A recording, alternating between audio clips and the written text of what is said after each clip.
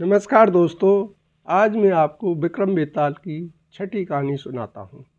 यह कहानी बेताल 25 की कहानियों में से एक है जो राजा विक्रम बेताल के बीच कही जाती है।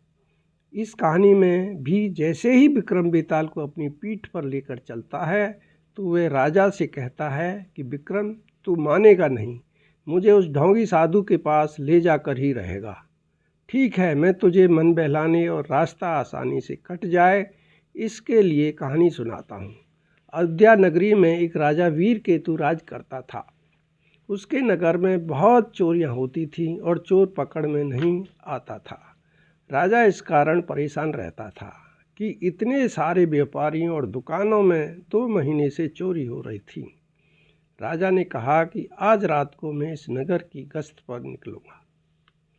एक व्यापारी की लड़की मनु बहुत सुंदर थी जो आम चुराकर पेड़ से तोड़ने की कोशिश कर रही थी, परंतु संतुलन खो बैठती है। तभी एक नवयुवक जो चोर होता है उसे अपनी गोद में पकड़ लेता है। वह उससे पूछता है कि तुम यह चोरी क्यों करती हो।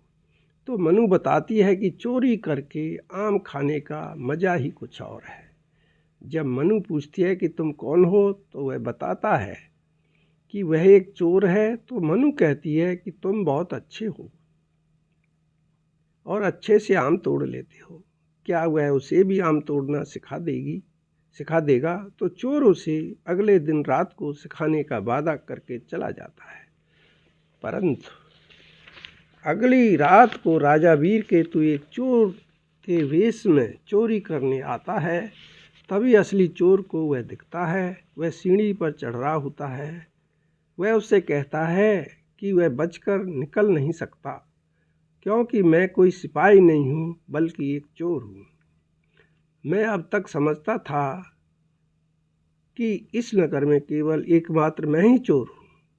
राजा बड़ा चोर बताता है कि मैं यहाँ नया आया हूँ, मुझे नहीं पता था कि यह आपका इलाका है। इस पर चोर कहता है कि तुम घबराओ नहीं, हम दोनों मिलकर चोरी करेंगे और आधा आधा धन बांट लेंगे। दोनों सहमत हो जाते हैं। वे दोनों जाते हैं तो एक दूसरे की सहायता करते हैं। वो दोनों साहूकार की लड़की मनु के घर की खिड़की पर पहुँचते हैं जो सो रही होती है। राजा बना चोर कहता है कि इसके गहने उतार लेते हैं। तो चोर कहता है कि नहीं, क्योंकि मैं इसे प्यार करता हूँ और शादी करना चाहता हूँ, परंतु मुझे अपने चोर होने पर अफसोस हो रहा है। राजा बना चोर पूछता है कि तुमने क्या राजमहल में कभी चोरी की है। तो चोर बताता है अभी तक तो नहीं, परंतु एक दिन अवश्य करूँगा। मैं महल के बहुत चक्कर लगा चुका हूँ जब मैं सैनिक बनना चाहता था, परंतु राजा के भ्रष्ट कर्मचारियों ने मुझे राजा तक पहुँचने नहीं दिया। वह भ्रष्ट ही नहीं, कामचोर और आलसी भी है। राजा जब पूछता है कैसे, तो चोर बताता है कि तुम मेरा ही उदाहरण ले लो। यदि कर्तव्य में निष्ठा होती तो मैं एकमात्र चोर और इतने सारे कर्मचारी, परंतु मुझे पकड़ नहीं पाए। इसके बाद चोर ने अपना धन दिखलाया तो राजा ने तलवार निकाल ली। चोर ने कहा कि मैं इतनी आसानी से तुम्हें अपना धन नहीं ले जाने दूंगा। दोनों में युद्ध होता है। राजा की तलवार छूट जाती है तो चोर भी अपनी तलवार फेंक देता है। दोनों में वायु युद्ध होता है तो राजा कहता है अच्छा लड़ लेते हो। अंत में राजा चोर को रस्सी से बांधने में सफल हो जाता है। उधर मनु अपने पिता साहूकार से कहती है कि वह बाहर जा रही है। जब साहूकार पूछता है किससे मिलने, तो वह कहती है कि चोर से मिलने। वह बहुत अच्छा है, वह आज मुझे पेड़ और दीवार पर चढ़ना सिखाएगा। वह देखने में सुंदर भी है और मैंने पक्का कर लिया है, आप भी चलो, अच्छा लगेगा। वह मेरा मित्र है। साहूकार कहता है कि बेटी, तुझे कैसे समझाऊं, यदि तेरी माँ होती तो वह अच्छी तरह तुझे समझाती। उधर राजा उस चोर को पकड़कर ले जा रहा था तो मनु उसके पास पहुंचती है। तो चोर कहता है कि देखो, चोरी करना कितनी बुरी बात है। मेरा यह हाल भी चोरी के कारण ही हुआ है। साहूकार से मनु कहती है कि तुम उस चोर को बचा लो। राजा उसे मृत्युदंड की सज़ा सुनाता है और उससे पूछता है कि सफाई में वह क्या कहना चाहता है। तो चोर कहता है, महाराज मुझे सफाई में कुछ नहीं कहना, परंतु इतना अवश्य कहना चाहता हूँ, मुझे प्राण दंड देना सरल है, लेकिन जिन परिस्थितियों ने मुझे चोर बनाया उसे दूर करना कठिन है। मित्र होने के कारण ही मैं यह कह रहा हूँ, यदि आप उन परिस्थितियों को दूर करोगे तो आपका यश दूर दूर तक फैलेगा। अब मैं प्राण दंड के लिए तैयार हूँ। तभी साहूकार कहता है कि महाराज इसे छोड़ दो और इसके बदले में जितना धन चाहो मैं देने के लिए तैयार हूँ। इस पर चोर पहले रोता है और फिर जोर से हंसता है।